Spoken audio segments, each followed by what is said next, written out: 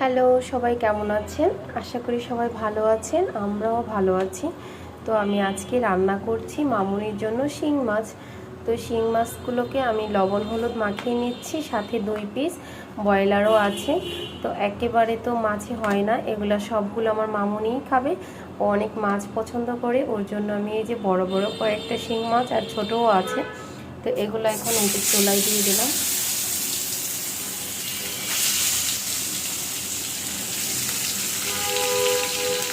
সাথে চিকেনগুলোও দিয়ে দিলাম।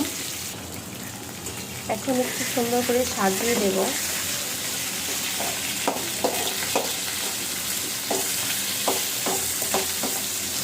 মামুনি 3 বার এই তরকারিটা খাবে, তাই আমি 2 পিস করে 3 বারের জন্য দিয়েছি। সাথে 2 পিস ছোট ছোট সাইজের চিকেনও আছে। রান্না করব পেঁপে আর আলু দিয়ে। আমি শর্টকাট রান্না করার জন্য কিন্তু পেঁপে আলুটা সিদ্ধ করে নিচ্ছি, মানে একটু ফুটিয়ে নিচ্ছি। গ্যাসেতে মাছটা ভাজা হচ্ছে আর এখানে হচ্ছে সবজিটা বয়েল হচ্ছে। যাই হোক, এখন তো শিং মাছ পাওয়া খুবই কষ্ট, তাও আবার দেশাল। তো দেশাল মাছ ছাড়া প্রার্থনার বাবা একদমই প্রার্থনাকে মাছ খাওয়াতে চায় না।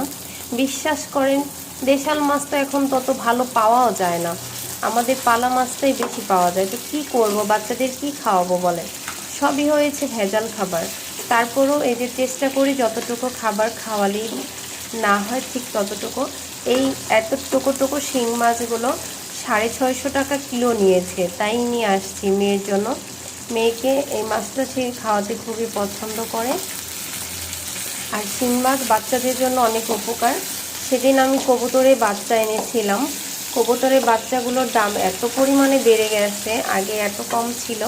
আমি ছোটোবেলায় ওকে অনেক কবুতর খাওয়িয়েছি, মাসে প্রায় প্রতি সপ্তাহে ও 3-4 বার করে কবুতরের বাচ্চা খেয়েছে।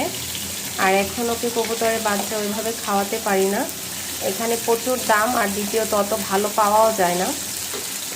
যাই হোক, মাছের ভক্ত বলে আমি একটু মাছটাই মামুনিকে বেশি দেই। রুই মাছ এবং এই যে শিং মাছ, পাঙাশ মাছ, আমি সব মাছই দিই। প্রার্থনার বাবার কথা একদমই শুনি না। রান্না করব ছোট মাছ। তো এই যে সবজি কেটেছি, পেঁপে, একটা আলু দিয়েছি আর বেশি করে পেঁপে দিয়েছি, যেহেতু আমি খাবো তাই এখানে পেঁপে আর গাজর অ্যাড করেছি। একটা আলু দিয়েছি, কুচি কুচি করে কেটে নিয়েছি।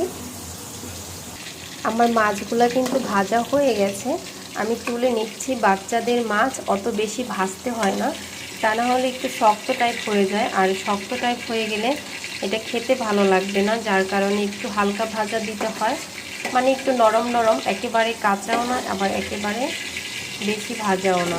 তো সবগুলো মাছ কিন্তু দেখতেই পাচ্ছেন আমি ভেজে নিয়েছি। আর এখানে এই যে 2 পিস মাংস আছে, এটাও তুলে নিচ্ছি। আমি এতটা তেল দেব না, তো আমি মাছের মধ্যে তেলটাকে একটু ঢেলে রেখে দিচ্ছি, কারণ বাচ্চাদের তরকারিতে সামান্য একটু তেল দিতে হয়। তো আমি এই মাছ ভাজার তেলেই কিন্তু বাচ্চাদের এই একটু রসুন ফোড়ন দিয়ে দিলাম। তোমাকে দেখিয়েছি, তোমার জন্য কি রান্না করতেছি। এটা কি, চুলগুলোকে কি করেছো তুমি? এটা ফিটার? তুমি তো বড় হয়ে গেছে, এখন কেন ফিটার খাচ্ছ? তাই, আচ্ছা ঠিক আছে। এই যে আমি একটু রসুন ফোড়ন দিয়ে দিয়েছি, আর হচ্ছে পেঁয়াজ কুচি দিয়ে দিয়েছি। এইভাবে তরকারি রান্না করলে খুব টেস্টি হয়, আর বাচ্চারা কিন্তু খেতেও ভালোবাসে। আপনারা চাইলে এখানে একটু রসুন পেস্টও দিয়ে দিতে পারেন। তো আমি এখানে রসুন কুচিটাই ইউজ করলাম। অল্প একটু সামান্য একটু আদা দিলেও ভালো হয়, তো আমি আদাটা দিচ্ছি না। আদাটা আসলে একটু ঝাল হয়ে যাবে, তাই আদাটা দিলাম না। এইটুকু ভেজে ওই যে সেদ্ধ করা সবজিটা ঢেলে দেব। এই তো এখানে আমার পেঁয়াজটা ভাজা হয়ে গেছে, সামান্য একটু হলুদ দিয়ে দিলাম। আর এই যে সিদ্ধ করা রাখা পেঁপে আলু, এর মধ্যে এই যে আমি সম্বাদ দিয়ে দিচ্ছি।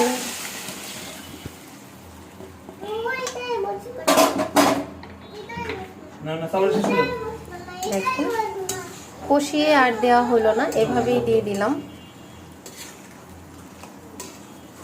কালারটা কিছুক্ষণ পরে আরও বেশি সুন্দর হয়ে যাবে।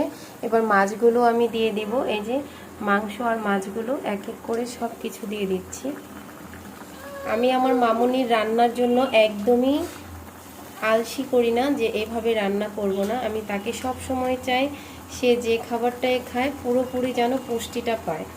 তার পুষ্টিটা হচ্ছে এই যে তরকারিতে যে মাছটা ঝোলটা খাবে সে, এই পুরোটাই হচ্ছে তার পুষ্টি। আর আমাদের তরকারি থেকে যদি শুধু মাছ আর আলু বা পেঁপে যদি ধুয়ে খাওয়াই, হ্যাঁ আমি মাঝে মাঝে করি, যখন আমি একদমই পারি না আমি তখন তাকে ওইভাবে আমাদের তরকারি থেকে মাছ আলু ধুয়ে তারপরে তাকে খাওয়াই দেই। অনেক সময় ধুইও না, যখন আমার ঝাল কম হয় তখন। আর তাছাড়া আমি একদমই তার রান্নায় ফাঁকি দিই না। দেখেন তরকারির কালারটা কিন্তু খুব সুন্দর আসছে। মাছগুলো আসলে কালো দেখাচ্ছে, কি করব বলে। অনেকগুলো মাছ আমি একা একা পরিষ্কার করেছি, তো অনেক কষ্ট হয়ে গিয়েছিল, তারপরেও করেছি। আর এই মাছগুলো নাকি, দেশাল মাছগুলো নাকি অনেক বেশি এরকম হয়। তো পেঁপের খোসা দিয়েও পরিষ্কার করেছিলাম, যতটুকু পেরেছি ততটুকু করেছি। বাপ আর মেয়ে খেলা করতেছে, শব্দ করতেছে প্রচুর। যাই হোক, রান্নার কালারটা কিন্তু খুব সুন্দর আসছে। আপনাদের কাছে কেমন লাগে অবশ্যই কিন্তু কমেন্টস করে জানাবেন। আর বাচ্চাদেরকে এভাবে রান্না করে খাওয়াবেন, সম্পূর্ণ পুষ্টিটাই তারা পেয়ে যাবে। আজকের মতো এই পর্যন্তই। সবাই ভালো থাকবেন, সুস্থ থাকবেন। নেক্সট আবার দেখা হচ্ছে সবার সাথে। বাই বাই বন্ধুরা।